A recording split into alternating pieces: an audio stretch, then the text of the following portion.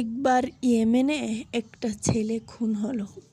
ছেলেটাকে খুনের কাজে সহযোগিতা করেছিল অনেক লোক। সবাই মিলে এর চক্রান্ত করেছিল।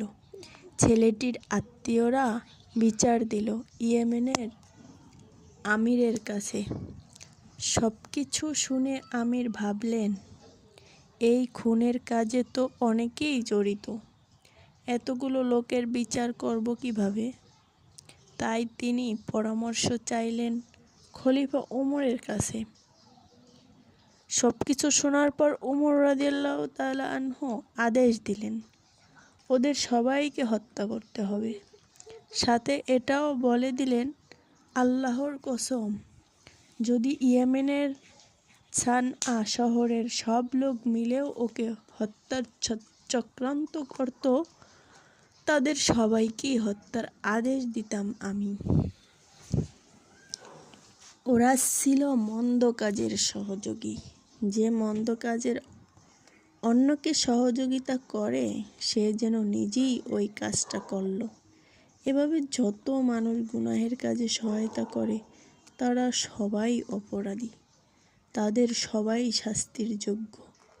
আল্লাহ বলেন, তোমরা সৎ ও কল্যাণকর কাজে একজন আরেকজনের সহযোগী হও।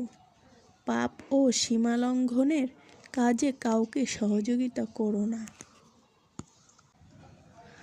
তোমরা যেখানেই থাকো আল্লাহ তোমাদের সঙ্গে আছেন। তোমরা যা কিছু করো তিনি সব কিছুই দেখেন। সূরা হাদীদ। যে ব্যক্তি ইলম হাসিল করার জন্য কোনো পথ চলে, আল্লাহ তার জন্য জান্নাতের রাস্তা সহজ করে দেন। সুনানে আবু দাউদ।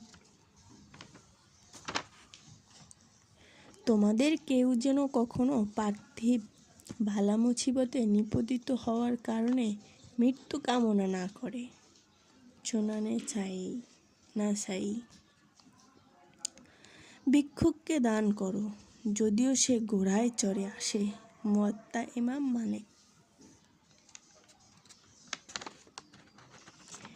হে লোক সকল, তোমরা আল্লাহ তাআলার কাছে তওবা করো। আমি দিনে 100 বার আল্লাহ তাআলার কাছে তওবা করি। সহিহ মুসলিম।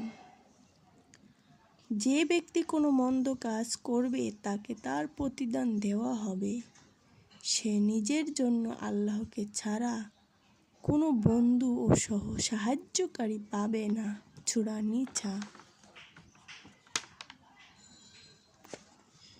হিকমত ও সুন্দর নসিহতের মাধ্যমে আপনার রবের পথে আহ্বান করুন। সূরা নাহল।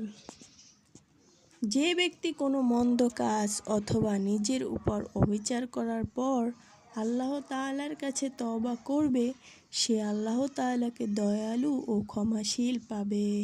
সূরা